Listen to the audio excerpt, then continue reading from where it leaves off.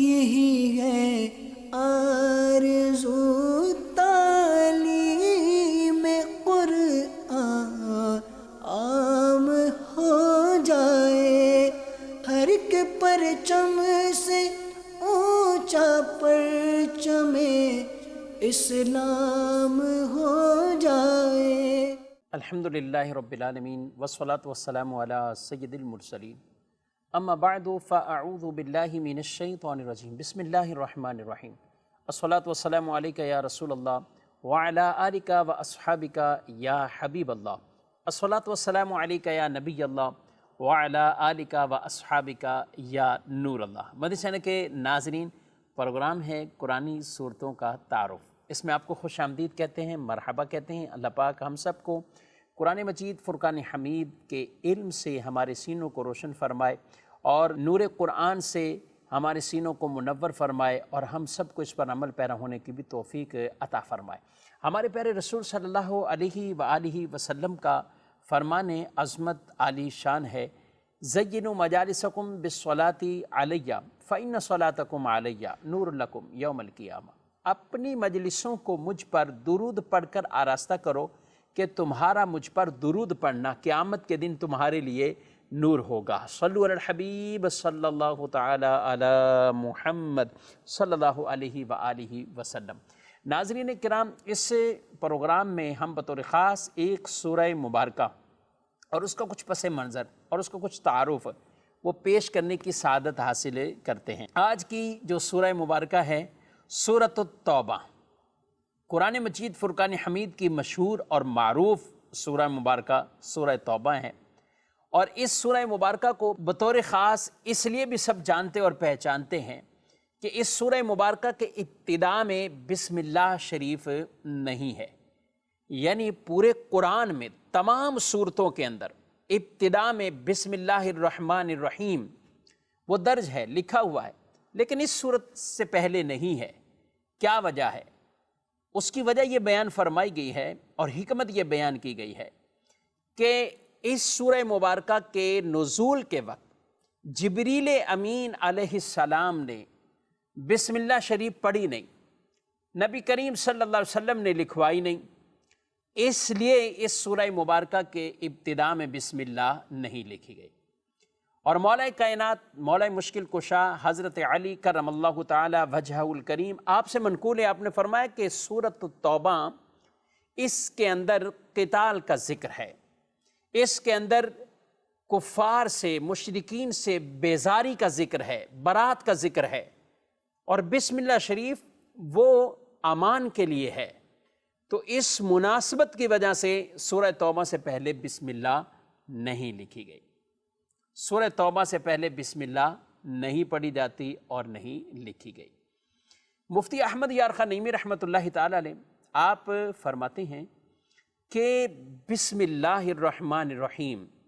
یہ اللہ کی رحمت، اللہ کو رحمان اور رحیم پکارا جانا، یہ تذکرہ اس میں موجود ہے۔ فرمایا کہ جب ہم جانوروں کو ذبح کرتے ہیں تو بسم اللہ پوری نہیں پڑھتے، بسم اللہ اللہ اکبر یہ کلمات پڑھے جاتے، بسم اللہ الرحمن الرحیم یہ نہیں پڑھتے۔ کیوں؟ فرمایا کہ اس کی وجہ یہ ہے کہ یہ ایک جانور پر ابھی ایک تکلیف اور قہر والی صورت ہے، تو اس سے پہلے رحمان رحیم یہ کلمات نہیں پڑھے جاتے، بلکہ بسم اللہ اللہ اکبر کہہ کر جانوروں کو ذبح کیا جاتا ہے۔ فرمایا کہ یہ سورہ مبارکہ جس کے اندر مشرکین اور کفار کے حوالے سے جو احکام قتال نازل ہوئے وہ بھی ان کے لیے قہر ہے، تو اس وجہ سے بھی اس مناسبت سے اس سورہ مبارکہ سے پہلے بسم اللہ وہ نہیں لکھی گئی، نہیں پڑھی گئی۔ تو یہ حکمتیں سورہ توبہ سے پہلے بسم اللہ کیوں نہیں، بہت سے لوگ یہ سوال کرتے ہیں، تو یہ ان کے جوابات ہیں۔ ناظرین کرام، یہ سورہ توبہ مدینہ شریف میں نازل ہوئی ہے، مگر اس کی آخری آیات یعنی لَقَدْ جَاءَكُمْ رَسُولٌ مِّنْ أَنفُسِكُمْ عَزِيزٌ عَلَيْهِ مَا عَنِتُّمْ حَرِيصٌ عَلَيْكُمْ بِالْمُؤْمِنِينَ رَءُوفٌ رَحِيمٌ، یہ اور اس سے آخر تک بعض علماء کا یہ قول ہے کہ یہ مکی ہے، یعنی یہ آیات مبارکہ یہ مکہ مکرمہ کے اندر یعنی ہجرت سے قبل یہ نازل ہوئیں، اور ویسے اس سورہ مبارکہ کو مدنی سورت کہا جاتا ہے کیونکہ یہ مدینہ شریف میں نازل ہوئی، اور اس سورہ مبارکہ میں مومنین کی توبہ کو اللہ نے قبول فرمایا، مومنین کی توبہ کو قبول فرمایا ہے، اور جن کی توبہ کی قبولیت پر خود اللہ رب العالمین کے ارشادات اور یہ فرامین آئے، تو اس مناسبت سے بھی اس سورہ مبارکہ کو سورۃ التوبہ کہا جاتا ہے۔ اس سورہ مبارکہ کے 10 سے زائد نام بیان کیے گئے، البتہ 2 نام بڑے معروف ہیں، سورۃ التوبہ، سورۃ البراءت۔ براءت یعنی مشرکین کفار سے بیزاری اور براءت کا اعلان، تو سورۃ التوبہ، سورۃ البراءت، یہ 2 نام اس کے مشہور ہیں اور معروف ہیں۔ اور یہاں میں ایک آپ سے بڑی دلچسپ بات شیئر کروں کہ قرآن مجید فرقان حمید کی جو سورہ مبارکہ سب سے آخری سورت ہے وہ سورۃ التوبہ ہے، وہ سورۃ التوبہ ہے۔ عام طور پر لوگ یہ سوالات کرتے ہیں، پوچھتے ہیں آخری آیت کون سی، آخری سورت کون سی؟ تو جو سورہ مبارکہ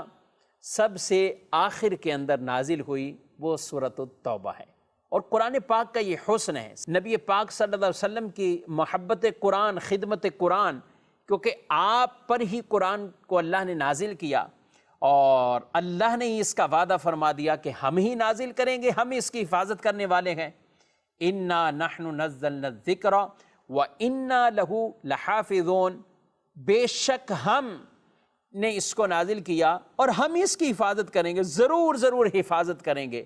تو اللہ پاک نے اس کی حفاظت کا ذمہ لیا، اور رب تبارک و تعالیٰ نے اپنے پیارے حبیب علیہ السلام کے قلب مبارک پر قرآن کا نزول کیا، اور پھر رسول اللہ صلی اللہ تعالیٰ علیہ وسلم نے اس قرآن کو اسی طرح صحابہ کرام علیہ مردوان کو بتایا، سنایا، سمجھایا، پڑھایا، یہ سب کچھ تعلیم دی نبی پاک صلی اللہ علیہ وسلم نے، اور آیات مبارکہ کی ترتیب کے حوالے سے بھی بتا دیا، صورتوں کی ترتیب کے حوالے سے بھی بتا دیا، کیونکہ یہ صورتوں کی اور آیات کی جو ترتیب ہے یہ توقیفی ہے، یعنی اللہ اور اس کے رسول کے امر کے بغیر نہیں ہو سکتا۔ اسی لیے قرآن پاک میں وہ آیات جو پہلے نازل ہوئیں، لیکن آپ جب اس ترتیب سے دیکھیں گے تو آخر کے اندر ان کا تذکرہ ہوگا۔ سورہ بقرہ کی طرف آپ جائیں تو مدنی صورت ہے، یعنی ہے قرآن کی ابتدا میں، لیکن سورہ بقرہ نازل کب ہوئی؟ ہجرت کے بعد ہوئی، مدنی سورہ مبارکہ ہے۔ اسی طرح کئی ایسی صورتیں ہیں کیونکہ ان میں احکامات اتنے بکثرت موجود ہیں، اور جن صورتوں کے اندر بکثرت احکامات تھے وہ سارے کے سارے مدینے کے اندر، وہ بکثرت مدینہ پاک میں ان کا نزول ہوا، اور جن صورتوں کے اندر توحید کا اور اخلاقیات کا اور اچھائیوں کا اور برائیوں کو ترک کرنے کا حکم دیا گیا، تو وہ بکثرت احکامات اور وہ بکثرت آیات وہ مکی ہیں، یعنی ہجرت سے قبل نازل ہوئیں، کیونکہ ہجرت سے پہلے تو رسول اللہ صلی اللہ علیہ وسلم خاص یہی واعظ فرماتے اور پیغام دیتے کہ شرک کو چھوڑو، شرک بہت بڑا گناہ ہے، اللہ سے معافی مانگو اور اللہ کے ساتھ کسی کو شریک نہ ٹھہراؤ۔ یہ درس آپ کے مین تھے کہ توحید کی طرف لوگوں کو بلانا، اخلاق حسنہ کی طرف لوگوں کو بلانا، اچھائی کا درس دینا، برائی سے منع کرنا، اور اس میں بکثرت احکامات ایسے نازل نہیں ہوئے، یہ احکامات کے سارے یہ مدینہ منورہ کے اندر جا کر یہ نازل ہوئے۔ اس میں رمضان کے روزے بھی ہیں، اس میں زکوٰۃ کی ادائیگی بھی ہے، یعنی زکوٰۃ باقاعدہ ایک نصاب کے ساتھ، ایک شیڈول کے ساتھ، یہ سب کچھ مدینہ منورہ میں ہے۔ حج کی فرضیت مدینہ منورہ میں ہے۔ یہاں مکی زندگی میں نماز کا سلسلہ تھا، مکی زندگی کے اندر، اور شرک کی مذمت کا سلسلہ زیادہ تھا، اللہ کی راہ میں خرچ کرنے کے عام احکامات تھے، لیکن جو باقاعدہ زکوٰۃ کے احکامات ہیں وہ مدینہ منورہ میں ہے۔ صدقہ فطر ہے تو مدینہ منورہ میں ہے۔ تو اس طرح کے کئی احکامات وہ مدنی صورتوں میں جو بیان کیے گئے ہیں، تو اس کی ایک حکمت یہی بیان کی گئی کہ ہجرت کے بعد کے جو حالات تھے اب وہ بڑے ایک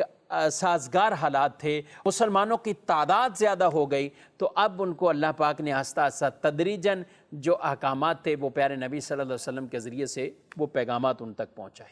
ناظرین کرام، اس سورہ مبارکہ کے چند بڑے بڑے اہم جو مضامین ہیں ان میں سے تو سر فہرست سب سے پہلے ہی جو براءت کا اعلان کیا گیا،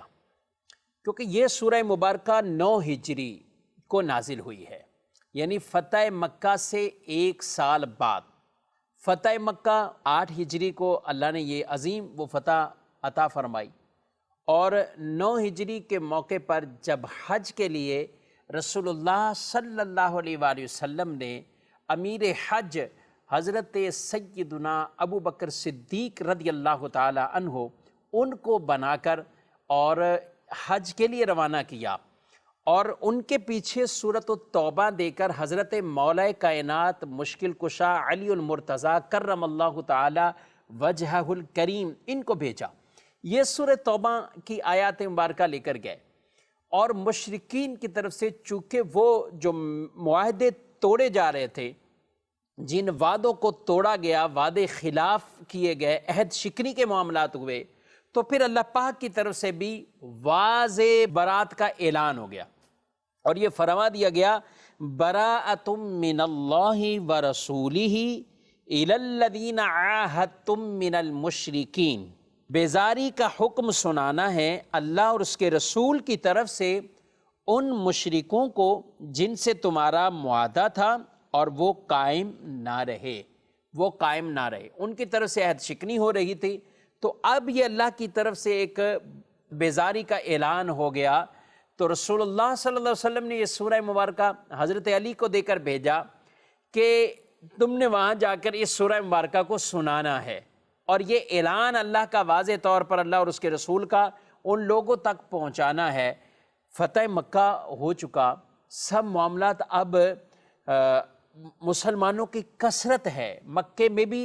ایک تعداد ہے، اس طرح مدینے میں بھی، اور مختلف ممالک کے اندر ہے۔ ذرا آپ غور کیجئے ناظرین کرام، جب رسول اللہ صلی اللہ علیہ وآلہ وسلم مکے سے مدینے کی طرف ہجرت کر کے آئیں تو آپ کے ساتھ جو افراد تھے، جو اصحاب تھے، ان کی تعداد وہ اتنی زیادہ نہیں تھی،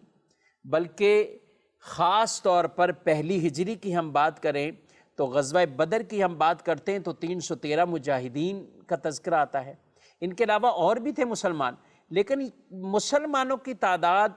وہ چند سو تھی، یعنی سینکڑوں میں تھی، لیکن آہستہ آہستہ اللہ پاک نے ایسی فتوحات عطا فرمائی اور مسلمانوں کو ایسی فوج عطا فرمائی،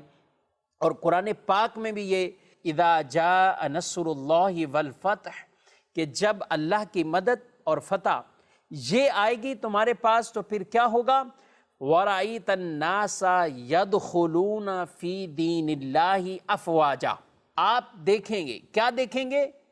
کہ بڑی بڑی فوجیں یعنی جماعتیں وہ اللہ کے دین میں داخل ہو رہے ہیں، اللہ کے دین میں وہ داخل ہوں گے۔ تو پہلے تو یہ گنتی کے گویا کہ مسلمان تھے، چند سو تھے ہجرت تک کے معاملات میں، لیکن اس کے بعد پھر ان کی تعداد ہزاروں میں ہوتی گئی، اور وہ خاص لشکر لے کر جب آپ فتح مکہ کے موقع پر گئے تو اب وہ ہزاروں کی تعداد پر وہ لشکر تھا، اور پھر اگلے ہی سال حج کے لیے صدیق اکبر رضی اللہ تعالیٰ عنہ گئے، اور اس سے اگلے سال رسول اللہ صلی اللہ تعالیٰ علیہ وآلہ وسلم حج کے لیے گئے۔ تو آپ نے وہ جو حج کیا تھا اس میں صحابہ کی 1 لاکھ سے زائد تعداد کو بیان کیا گیا، 1 لاکھ سے زائد، یعنی اتنے افراد، اتنے مسلمان الحمدللہ اس زمانے میں ہو چکے، اور پھر حج کے لیے بھی پہنچے، کیونکہ رسول اللہ صلی اللہ علیہ وسلم نے 9 ہجری کو تو صدیق اکبر رضی اللہ تعالیٰ عنہ کو حج کے لیے بھیجا تھا، اور باقاعدہ جو آپ نے حج فرمایا وہ 10 ہجری کو فرمایا، اور اس میں حکمت یہی تھی کہ آپ نے سب طرف پیغامات یہ بھیج دیے تمام ممالک کی طرف، دور دراز کے لوگوں کی طرف، کہ رسول اللہ صلی اللہ علیہ وسلم اب اگلے سال حج فرمائیں گے تو نبی پاک صلی اللہ علیہ وسلم سے حج کے مناسک سیکھنے ہیں، حج کے معاملات سیکھنے ہیں، تو اس لیے اگلے سال اتنے لوگ کثرت سے آ گئے، آپ نے پھر ان کو حج کے مناسک اور حج کے احکامات کی تعلیم دی۔ تو صدیق اکبر رضی اللہ تعالیٰ عنہ کو اس حج کا امیر بنا کر 9 ہجری میں بھیجا گیا۔ آپ امام ہیں، علماء نے لکھا اس میں بھی اشارہ ہے رسول اللہ صلی اللہ علیہ وسلم کا کہ اپنے بعد آپ نے جس کو امامت کا منصب دیا، اگر مصلی دیا ہے تو صدیق اکبر رضی اللہ تعالیٰ عنہ کو دیا ہے، حج کے لیے اپنا نائب بنایا ہے تو صدیق اکبر رضی اللہ تعالیٰ عنہ کو آپ نے امام بنا کر بھیجا، اور حضرت علی رضی اللہ تعالیٰ عنہ کو کہ آپ پیچھے سے یہ سورۃ توبہ دے کر بھیجا کہ آپ جا کر حج کے موقع پر یہ خطبہ دینا ہے، یعنی لوگوں کو یہ برات کا اظہار کرنا ہے اور ان مشرکین کو بھی یہ سنا دینا ہے۔ تو وہاں پر بیسک جو اعلانات کیے گئے وہ یہی کہ اب مشرک جو ہیں وہ طواف کعبہ نہیں کریں گے، برہنہ کیفیت میں طواف کعبہ کوئی نہیں کرے گا، یعنی اب کعبہ معظمہ کے اس کے بھی حفاظت اور اس کے تقدس کو بیان کیا گیا، اور پھر ساتھ ان معاہدوں کا تذکرہ بھی کیا گیا کہ اللہ اور اس کے رسول تمہارے ان معاہدوں سے بیزار ہیں اور برات کا اعلان کرتے ہیں کہ تم نے جو معاہدے کیے اور پھر عہد شکنی میں پڑ گئے۔ اس سورہ مبارکہ کے کچھ مضامین پر مزید گفتگو سنتے ہیں۔ ایک طعنہ مشرکین کی طرف سے مومنوں کو دیا گیا، اور وہ طعنہ یہ دیا گیا کہ ہم مسجد حرام اس کو بنانے والے، مسجد حرام کی طرف حاجی جو آتے ہیں ان کو پانی پلانے والے یہ ہم ہیں، تو مسلمان بھی تو وہاں مسجد بنائی یا اس طرح کے کام کیے تو ہم نے بھی یہ کام کیے ہیں۔ تو اللہ پاک نے قرآن پاک کے اندر یہ مسجد بنانے پر جو یہ فخر کر رہے تھے کہ ہم نے یہاں کے حاجیوں کو پانی پلا دیا یا مسجد بنا دی تو اس پر ہمیں کوئی اجر ملے گا یا ہم اللہ کے نزدیک کچھ مقرب بن سکتے ہیں، تو رب تعالیٰ نے قرآن پاک میں ارشاد فرما دیا ما کان للمشرکین ان یعمروا مساجد اللہ، کہ مشرکین کو یہ حق نہیں پہنچتا کہ وہ اللہ کی مسجدیں آباد کریں، تعمیر کریں، شاہدین علی انفسہم بالکفر، کہ جو اپنے کفر پر خود ہی گواہ ہیں، یعنی کفر پر برقرار رہتے ہوئے مسجد بنانے کا کوئی نیکی والا کام نہیں، کیونکہ یہ نیکیاں ساری ایمان کے بعد دیگر اعمال کی نیکیاں اور یہ سب دیکھا جائے گا۔ اگر ایمان نہیں ہے تو پھر بظاہر کتنی بھی نیکیاں ہوں، کسی کے پاس اچھائیاں ہوں، تو آخرت کے اندر ان کا کوئی کسی طرح کا اجر یا درجہ نہیں ہوگا۔ اللہ دنیا میں ایسوں کو کچھ نہ کچھ بدل دے دیتا ہے، لیکن آخرت میں نہیں ہے۔ آخرت میں ثواب انہی کو ملے گا جو ایمان کے ساتھ، دنیا میں ایمان کے ساتھ نیکیاں کی، ایمان پر خاتمہ ہوا، آخرت میں اجر و ثواب پائیں۔ تو اللہ پاک نے ان کے رد میں یہ آیت مبارکہ بھی نازل فرما دی، سورۃ التوبہ کی آیت نمبر 18، فرمائے انما یعمر مساجد اللہ من آمن باللہ والیوم الآخر، فرمایا اللہ کی مسجدیں وہی آباد کرتے ہیں، اللہ کی مسجدیں وہی آباد کرتے ہیں۔ آباد سے مراد تعمیر کرنا، بنانا، اس میں عبادت کرنا، نمازیوں کی سہولت کے لیے جو بھی چیز، یہ سب آباد کاری میں ہے۔ فرمایا وہ آباد کرتے ہیں، کون کرتے ہیں؟ من آمن باللہ والیوم الآخر، جو اللہ پر اور آخرت کے دن پر جن کا ایمان ہو، کہا کہ وہی یہ آباد کرنے کا حق رکھتے ہیں اور وہی حقیقی معنوں میں آباد کرتے ہیں۔ وَأَقَامَ الصَّلَاةَ وَآتَ الزَّكَاةَ وَلَمْ يَخْشَ إِلَّا اللَّهَ فَعَسَىٰ أُولَٰئِكَ أَن يَكُونُوا مِنَ الْمُهْتَدِينَ۔ سبحان اللہ۔ اور فرمایا اور نماز قائم رکھتے ہیں اور زکوٰۃ دیتے ہیں، اللہ کے سوا کسی سے نہیں ڈرتے، تو قریب ہے کہ یہ لوگ ہدایت والوں میں ہوں، تو قریب ہے یہ لوگ ہدایت والوں میں ہوں۔ سبحان اللہ۔ یہاں اللہ پاک نے جو لوگ اللہ سے ڈرنے والے اور اللہ اور آخرت پر ایمان رکھنے والے، وہ جو یہ باتیں کرتے ہیں، نمازیں پڑھیں، زکوٰۃ دیں، مسجدیں آباد کریں، تو ان کو اجر و ثواب ہے، وہ ہدایت یافتہ لوگوں میں سے ہے۔ جو خود ہی مشرک ہوں، کفر والے ہوں، وہ اس طرح کی کوئی بھی نیکی کریں تو وہ نیکی اللہ کی بارگاہ میں قابل قبول نہیں ہے۔ ان سے سب سے پہلے تقاضا یہی ہے کہ وہ ایمان کی نیکی کریں، وہ کفر اور شرک جیسے اس گناہ پر قائم رہتے ہوئے بظاہر کوئی اچھائی کریں تو وہ اچھائی اللہ کے نزدیک قابل قبول نہیں، نہ ہی آخرت میں کوئی انہیں اجر و ثواب ملے گا۔ تو ان کے لیے پہلا پیغام، پہلی دعوت وہ ایمان کی دعوت، اللہ پر ایمان لائیں، اللہ کے رسول پر ایمان لائیں، جو ایمان کے تقاضے ہیں، ایمانیات والی وہ چیزیں پوری کر لیں، اور پھر اس کے بعد یہ نیکیاں ہیں، اللہ اس پر اجر و ثواب بھی عطا فرمائے گا۔ بہت سے لوگ ہمارے معاشرے میں جو ایمان کی نیکی کو ثانوی حیثیت سے بیان کر دیتے ہیں اور عام طور پر ہونے والی نیکیاں اس کو بڑی بڑا چڑھا کر، نہیں جی فلاں نے تو اتنی وہ خدمت خلق کی ہے، انسانیت کی خدمت کی ہے، فلاں نے یہ کیا ہے، فلاں نے یہ کیا ہے، وہ ہاسپٹل گنواتے رہیں گے، وہ دیگر کوئی ایسے ویلفیئر کے کام گنواتے رہیں گے، لیکن جو بیسک ایمانیات کی بات ہے اس کو ایک ثانوی حیثیت سے معذلہ۔ تو مسلمان کا یہ راز نہیں ہونا چاہیے، مسلمان کے لیے سب سے مقدم ایمان، اور پھر آگے یہ معاملات یہ ہیں، کیونکہ ایمان کے بعد جو نیک عمل ہیں اسی پر ہی اللہ اجر و ثواب عطا فرمائے گا۔ تو مسجدیں بنانے والے اور مسجدیں آباد کرنے والے، یہ بنانا، مسجد کے اندر مختلف طرح کے انتظامات کرنا، یہ سارا کچھ اس کی آباد کاری میں داخل ہے، چاہے اس کی صفائی ہو، ستھرائی ہو، نمازیوں کے لیے سہولیات کی کوئی چیزیں ہوں، یہ سب آبادی میں۔ اسی طرح مسجد کے اندر درس و بیان، مسجد میں ذکر کرنا، بیٹھنا، عبادت کرنا، یہ سب مسجد کی آباد کاری ہے۔ اور جو شخص مسجد کو سبحان اللہ اللہ کی رضا کے لیے بناتا ہے، حدیث پاک میں ارشاد فرمایا، جس نے اپنے حلال مال سے وہ گھر بنایا جس میں اللہ کی عبادت کی جائے، تو کہا اس کے لیے جنت میں اللہ موتی اور یاقوت کا گھر بنائے گا۔ اور رسول اللہ صلی اللہ علیہ وسلم نے فرمایا، مسجدیں تعمیر کرو اور انہیں محفوظ بناؤ، مسجدیں تعمیر بھی کرو، انہیں محفوظ بھی بناؤ۔ اللہ پاک نے آپ کو نوازا ہے تو آپ مسجد کی یہ آباد کاری کے اہتمام کریں جتنا آپ سے ہو سکے۔ مسجد بعض اوقات بنا لینا بھی آسان ہو جاتا ہے، لیکن اسے آباد رکھنا کہ مسجد کے اندر نماز، یہ سارے معاملات ہوتے بھی رہیں، یہ بھی بہت بڑی ایک نیکی والا کام ہے۔ تو اس لیے بڑھ چڑھ کر جتنا اللہ نے آپ کو دیا ہے، اگر آپ کے پاس یہ استطاعت ہے تو آپ اکیلے ہی کوئی ایک مسجد اپنے ذمے ایسے لے لیں کہ ہم اپنے گھروں کے بھی اتنے معاملات چلائیں۔ کسی کی اتنی فیکٹریاں ہوتی ہیں، پورے فیکٹریاں چلا رہا ہوتا ہے، لیکن کیا ایک مسجد وہ اپنے نام سے نہیں لے سکتا کہ اس کے معاملات بھی میں چلاؤں گا، اس مسجد کو پورے آباد کرنا بھی میرے ذمے ممکن ہے۔ آپ کے اپنے کاروبار اور بزنس میں آپ کے بعض اوقات درجنوں یا سینکڑوں ملازمین ہوں گے، اس کو آپ تنخواہ دیتے ہیں، اس کو آپ سارے معاملات دیکھتے ہیں، آپ اپنی کمپنی کے بلز دیگر سب یہ آپ کرتے ہیں، تو کیا ایسا نہیں ممکن کہ ہم مسجدوں کے لیے بھی کچھ ایسا اہتمام کر دیں